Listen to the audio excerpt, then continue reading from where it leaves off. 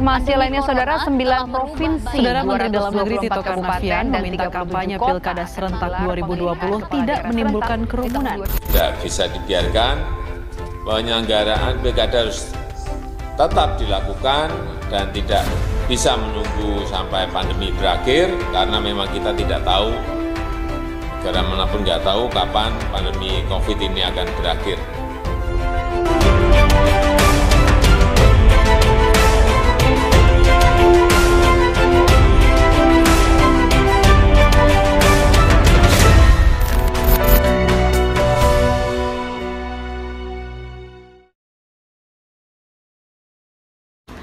Salus Populi Suprema Lex, keselamatan rakyat merupakan hukum tertinggi suatu negara. Pendapat dari Sero tersebutlah yang kemudian dijadikan landasan utama untuk menunda pelaksanaan pilkada karena dinilai dapat mengancam keselamatan rakyat Indonesia. Assalamualaikum warahmatullahi wabarakatuh. Shalom, Om Swastiastu, Namo Buddhaya. Kepada yang terhormat Dewan Juri, pemerhati konstitusi yang bermartabat, kami dari Universitas Negeri 11 Maret, saya Nadira sebagai pembicara pertama, ditemani oleh kedua rekan saya, Latrina Elsia sebagai pembicara kedua, dan Nasyabila Amira sebagai pembicara ketiga, yang pada kali ini berdiri dalam tataran kontra dengan mosi perdebatan yaitu Pilkada 2020 di era new normal, di mana tujuan kami menolak mosi ini adalah jelas dan juga terhormat, yaitu untuk memprioritaskan keselamatan rakyat serta melindungi marwah demokrasi seperti yang tertera pada pembukaan Undang-Undang Dasar tahun 1945. Sejak 1 Juni 2020 kemarin, new normal diangkat ke permukaan sebagai tindak lanjut dari tahap penerapan PSBB. WHO mendefinisikan new normal sebagai sebuah masa transisi di mana pemerintah mulai membuka kembali fungsi sosial dan fungsi ekonominya.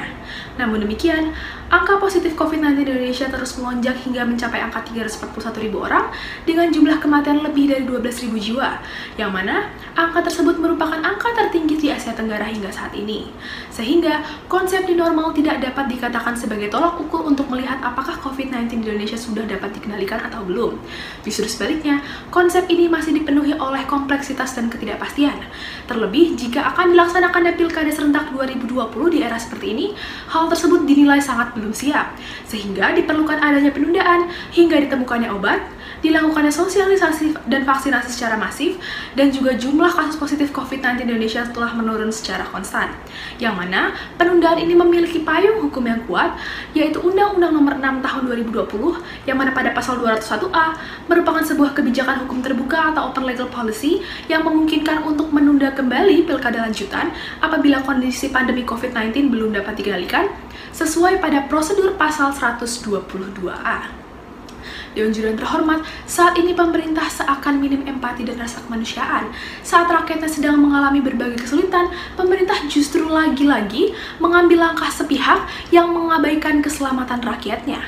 Bahkan, Marcus Tullius Cicero dalam bukunya yang berjudul De Legibus membayangkan di bawah ancaman situasi dan keadaan darurat, keselamatan rakyatlah yang harus dijadikan tujuan utama, termasuk apabila harus mengesampingkan aturan hukum. Sehingga, menurut kami, penundaan Pilkada serentak 2020 ini perlu dilakukan berdasarkan pertimbangan berbasis data dan fakta, serta perkiraan waktu yang rasional. Karena tujuan dari Pilkada sendiri adalah untuk memilih seorang primus inter pares yang mutunya pun ditentukan oleh mutu demokrasi itu sendiri. Sehingga, keberpihakan kami menolak mosi ini dilandasi dengan dua perspektif utama. Yang pertama adalah ketidakmampuan negara menjaminkan pemenuhan kualitas demokrasi, dan yang kedua adalah kewajiban negara untuk berfokus menjalani perannya menjaga keselamatan rakyat Indonesia, yang mana dua argumentasi tadi akan dielaborasikan lebih lanjut oleh pembicara kedua dari tim kami. Dewan Juri yang terhormat, apa gunanya berdebat tanpa menyampaikan mekanisme yang solutif dan komprehensif?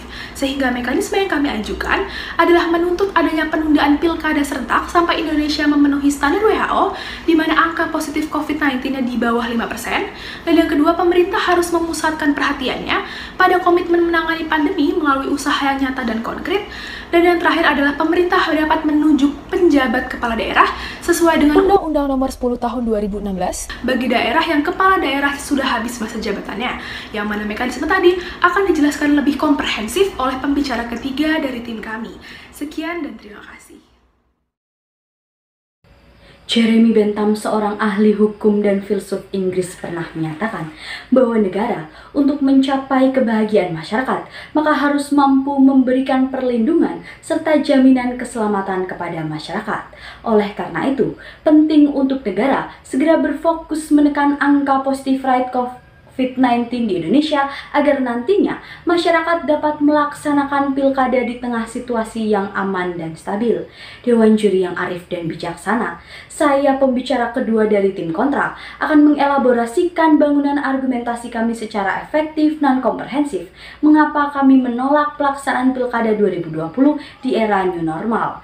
Terdapat dua pokok argumentasi, yaitu yang pertama, ketidakmampuan negara menjaminkan pemenuhan kualitas demokrasi di tengah pandemi COVID-19. Yang kedua, yaitu kewajiban negara untuk berfokus melaksanakan perannya menjaga keselamatan rakyat. Memasuki bangunan argumentasi kami yang pertama, yaitu menurut Dennis Franz Thompson, dalam teori demokrasi deliberatif, menyatakan bahwa tingkat legitimasi pemimpin ditentukan dari adanya kesetaraan partisipasi masyarakat dalam menyampaikan aspirasi.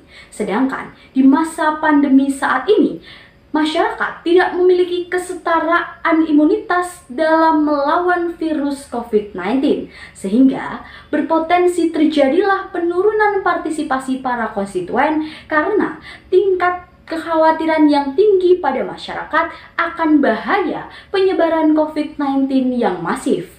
Sejalan dengan data yang disampaikan oleh I Dewa Kadewiarsa, Komisaris KPU, bahwasanya tingkat partisipasi rata-rata masyarakat akan mengalami penurunan sebanyak 50%. Dengan kondisi yang ada saat ini, akankah semua orang dapat menyalurkan aspirasinya dengan aman, Dewan Juri yang terhormat? Tentu saja tidak. Maka, apa gunanya pelaksanaan pilkada bila tidak ada partisipasi rakyat?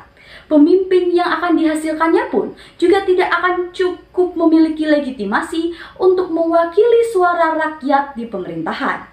Memasuki bangunan argumentasi kami yang kedua, menurut Abraham Lincoln, negara dengan sistem politik demokrasi senantiasa menjunjung tinggi kedaulatan rakyat, sehingga negara bertugas untuk membuat kebijakan paling menguntungkan untuk rakyat meskipun di situasi paling sulit sekalipun.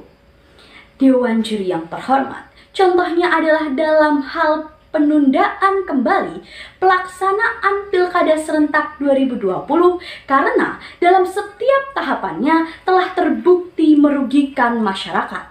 Sejalan dengan data yang disampaikan oleh Fritz Edward Siregar, anggota Bawaslu, bahwasanya pada bulan Juni hingga September 2020 telah tercatat pada proses pendaftaran sebanyak 233 orang positif dan reaktif COVID-19. Kemudian pada proses tahapan kampanye pada 10 hari pertama saja sudah tercatat 237 pelanggaran protokol kesehatan di 59 kota atau kabupaten.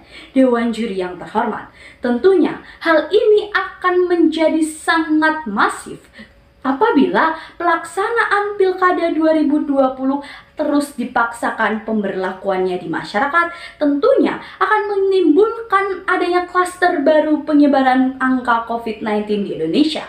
Meskipun telah diatur dalam PKPU nomor 13 tahun 2020, namun negara belum mampu membendung budaya demokrasi yang ada di masyarakat yang seringkali memaknai pilkada sebagai pesta rakyat. Oleh karena itu, alangkah lebih solutifnya lagi untuk kita menunda kembali pelaksanaan Pilkada serentak 2020.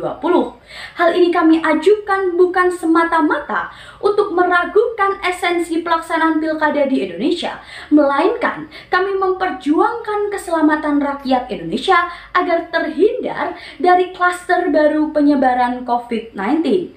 Dan kami rasa marwah demokrasi juga tidak akan tercederai karena kekosongan kekuasaan yang ada akan diisi sesuai prosedur pasal 201 Undang-Undang Nomor 10 Tahun 2016 bahwasanya berisi materi yaitu pengangkatan penjabat kepala daerah yang akan dielaborasikan oleh pembicara ketiga kami. Sekian dan terima kasih. Le salut du people es la supreme loi. Hukum tertinggi adalah perlindungan masyarakat. Dewan juri yang terhormat, pemerhati hukum yang bermartabat, saya selaku pembicara ketiga dari tim kontra akan merekonstruksikan argumentasi sekaligus menjabarkan solusi yang solutif terkait mosi pelaksanaan Pilkada 2020 di era new normal, di mana dalam hal ini kami menyatakan ketidaksepakatan atas mosi tersebut.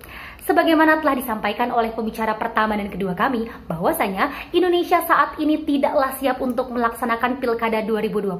Tentunya hal ini bukanlah tanpa alasan. Apabila kita belajar dari negara yang telah berhasil melaksanakan Pilkada di tengah pandemi COVID-19, yakni Korea Selatan, yang mana Korea Selatan memiliki tingkat positif COVID-19 kurang dari 5%, sedangkan Indonesia sampai detik ini memiliki tingkat positif COVID-19 sebesar 16,11%. Ini artinya Indonesia memiliki tingkat positif COVID-19 3 kali lebih tinggi dibandingkan Korea Selatan. Hal inilah yang menunjukkan bahwasanya keadaan Indonesia sedang tidak baik-baik saja dan tidak siap untuk melaksanakan Pilkada 2020. Pun hal ini diamini oleh Pandu Riono, ahli epidemiologi Universitas Indonesia, yang mana menyatakan bahwa sejatinya Pilkada 2020 dapat ditunda sampai pemerintah mampu mengendalikan penyebaran virus COVID-19 di Indonesia, tepatnya pada saat Indonesia mampu mencapai tingkat positif COVID-19 kurang dari 5% sesuai dari anjuran Organisasi Kesehatan Dunia atau WHO. WHO menyatakan bahwa tingkat positif COVID-19 kurang dari 5% adalah salah satu indikator bahwa penyebaran virus COVID-19 dapat dikendalikan dengan baik oleh pemerintah di negara tersebut.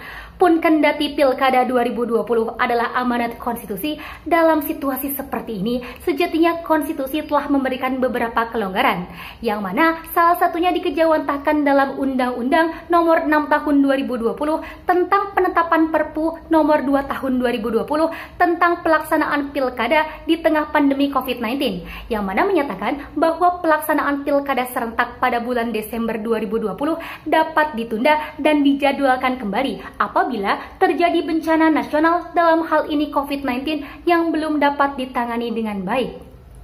Maka sejalan dengan teori pendekatan keadilan yang disampaikan oleh John Rawls dalam bukunya A Theory of Justice, menyatakan bahwa dalam situasi sesulit apapun, negara haruslah membuat keputusan yang mana menguntungkan pihak yang paling banyak dirugikan. Dalam hal ini adalah kepentingan rakyat Indonesia.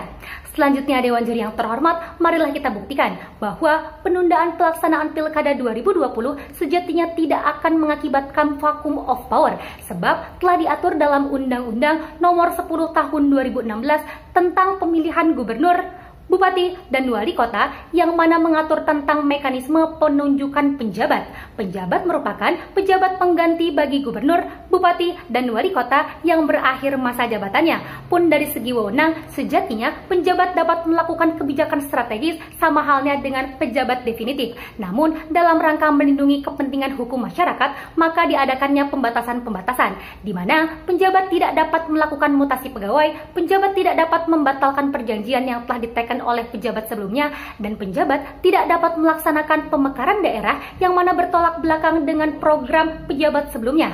Dengan demikian, Dewan Juri yang terhormat, kami dapat menjamin bahwa penundaan pelaksanaan Pilkada 2020 tidak akan menimbulkan kerugian bagi rakyat maupun konstitusi.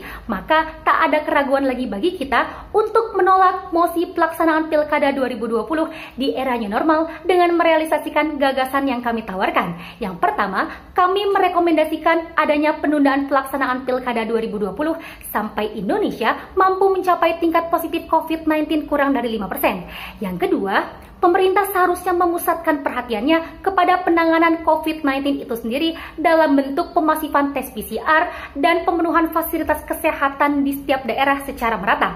Dan yang ketiga, pemerintah dapat menunjuk seorang penjabat yang mana mekanismenya telah diatur dalam Undang-Undang Nomor 10 Tahun 2016, yang mana pertanggungjawaban bagi penjabat gubernur dan untuk penjabat bupati atau wali kota adalah kepada Menteri Dalam Negeri, sehingga tidak akan terjadi kesewenang-wenangan hukum atau abuse of power dalam hal ini. Maka demikian Dewan Juri yang terhormat, pantaslah bagi kami untuk menyatakan sikap kami, yakni menolak adanya mosi pelaksanaan Pilkada 2020 di era new normal. Sekian dan terima kasih.